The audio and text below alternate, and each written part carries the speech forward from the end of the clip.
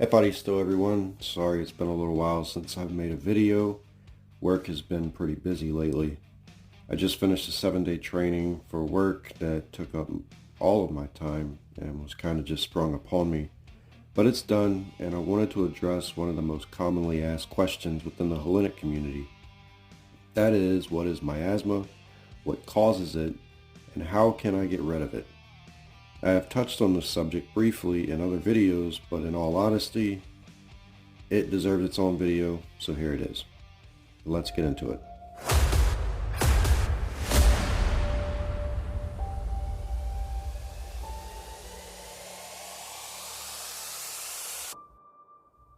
So let's start this off with defining what miasma is. When we speak about miasma today, we typically define it as some form of pollution, but it should also be viewed as a stain. That is, a stain on one's soul and not the physical body. When one acquires miasma, they become ritually impure, which I will explain shortly. Understand also that miasma is a part of the physical world, and it is impossible to not contract some form of minor miasma as we go through our daily lives. But understanding what miasma is and how to cleanse yourself of it will allow you to grow spiritually. To gain a better understanding of what miasma is, we can read chapter 14 of On the Gods in the World by Celestius. Quote, "But we, when we are good, are conjoined with the gods through similitude. But when evil, we are separated from them through dissimilitude. And while we live according to virtue, we partake of the gods. But when we become evil, we cause them to become our enemies. Not that they are angry, but because guilt prevents us from receiving the illumination of the gods, and subjects us to the power of avenging Damons.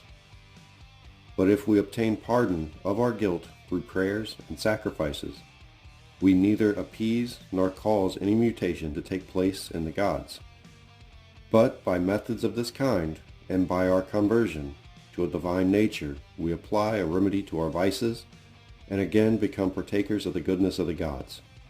So that it is the same thing to assert that divinity is turned from the evil, as to say that the sun is concealed from those who are deprived of sight."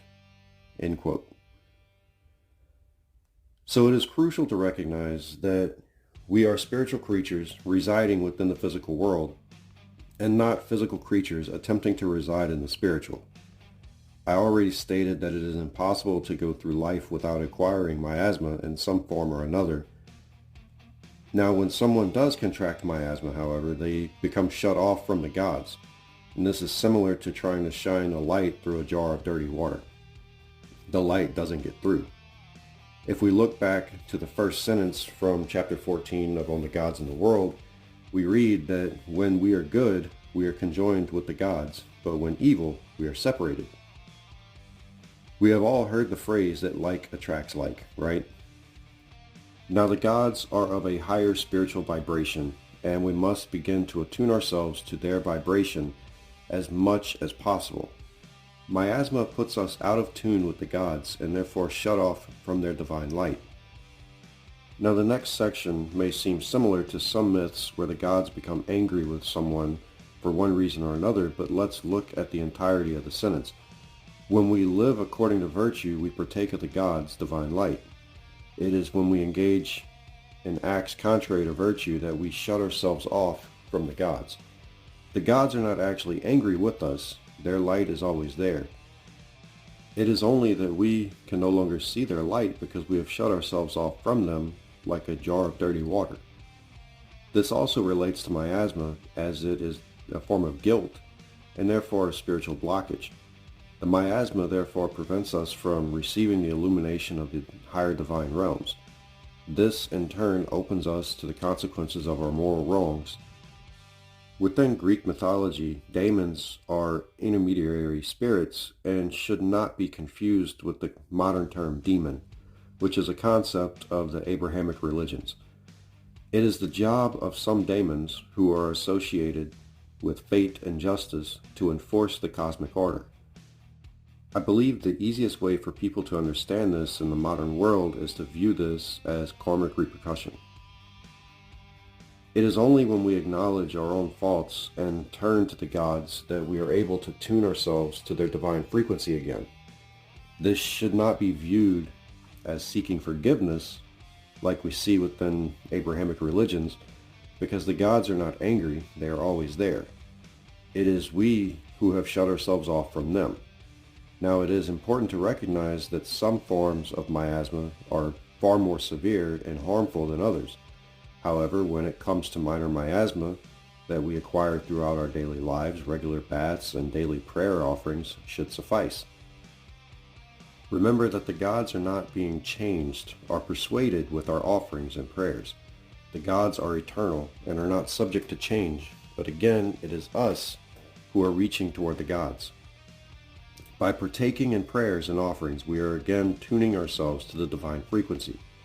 We undergo a conversion to a more virtuous and therefore divine-like nature. This must also be sincere, as one simply going through the motions and reciting some words from paper or memory will not suffice. By doing this, we are clearing that muddy water in the jar, allowing the divine light to shine through. There are some forms of miasma that once acquired, you should seek assistance with, and I will talk about this toward the end of this video. The final sentence of chapter 14 on the gods in the world reinforces to us that divine qualities are not accessible to individuals who engage in immoral behavior. This is the same for those who suffer from a miasmic condition, and the more severe the miasma, the more shut off from the divine you are. As already stated, the gods are not hidden from you in these times. It is only we have created a barrier. Just as the sun does not hide from the blind, it is us who cannot see. Now, I see a lot of discussion online today stating that the customs of ancient Greece do not apply to our modern world. This is usually followed by statements about how far advanced we have become in our current civilization, or that ancient Greeks didn't know what we know today. Now, this may be an unpopular opinion, and some of you may not agree with me, but I'm calling bullshit. I believe that the ancient Greeks knew far more than we would like to give them credit for, and that we aren't as advanced as we like to believe we are. Also, I believe if the Library of Alexandria had not been burned, we would be much farther than we are today. So how can you apply this into your practice? Like I've said before, you cannot remain in a state of ritual purity at all times. You can try, but you will find yourself burnt out. You need to learn to keep one foot in the physical world and the other in the spiritual. Using the analogy of the dirty water in a jar again, when the water is made clear, the light shines through and can light the world around it. The same is true to us. When the light of the gods shines through us, it can benefit all around. However, when the water is dirty and the light does not shine through, or the individual is miasmic, this also affects all those around. When an individual becomes miasmic and it is left untreated, so to speak, the condition can spread to those around them. So an effective way of preventing miasma, or the miasmic condition, is actually quite simple. By taking regular baths or showers. Water, in general, is naturally magnetic and has a cleansing property to it. Now, it is important to remember that the more heat applied to the water, the less magnetic it becomes, as heat is electric and expansive, removing the cleansing effect. This is why cool or cold baths are recommended for cleansing. You may also add specific ingredients to the bath to help with this specifically, such as natron. You can purchase natron online, or you can blend your own using the recipe in the book Path of Purity by Monty Plaisance.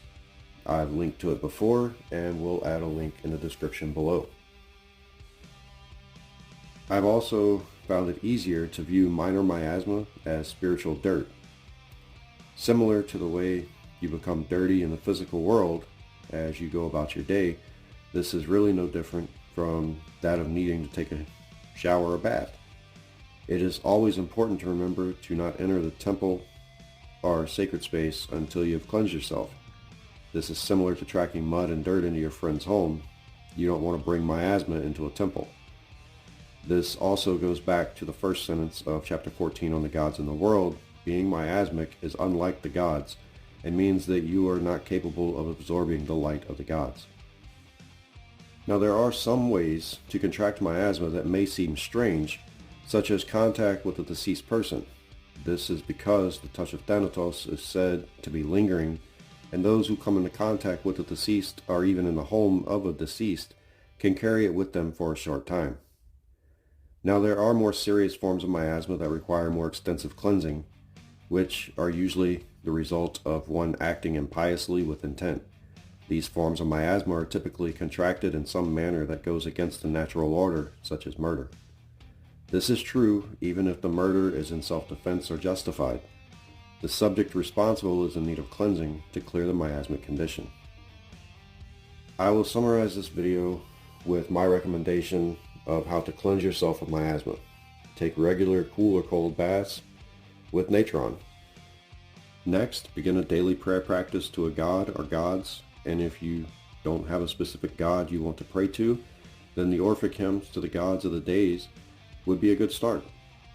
Now if you found this video helpful, be sure to hit that like button, subscribe to the channel, and share it if you think others can use this information as well. You can also head over to Echoes from the Temple shop and check out the clothing designs if you want to show your support. Until next time, may the gods bless you.